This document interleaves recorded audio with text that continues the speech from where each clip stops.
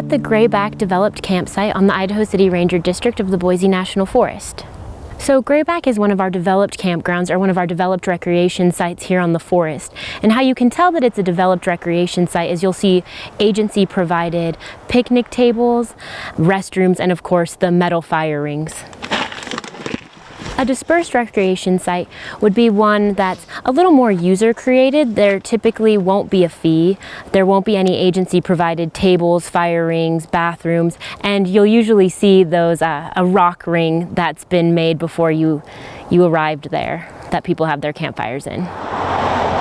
So under Stage 1 fire restrictions, you can only have campfires at our developed recreation sites in an agency-approved metal fire ring. The agency-approved metal fire rings are up off the ground, they're surrounded by metal, and so they contain the fire and do a better job at protecting embers from flying out and starting a forest fire. Under Stage 1 fire restrictions, you cannot bring any charcoal grills.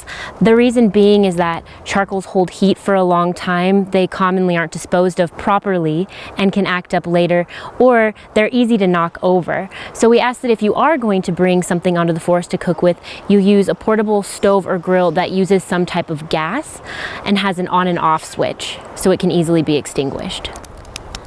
Even if you're having your campfire in one of the agency-provided metal rings, you still need to make sure that it is cold to the touch before you leave.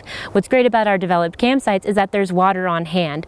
So you're going to take the water, dump it on, stir your campfire with a shovel, dump a little bit more water on, stir it around so the water can get really nice and down into the bed of coals. And then what you want to do is just feel with the back of your hand above the fire and make sure that there's no heat coming off of it. And that's when you know your fire is dead out and you're safe to leave it.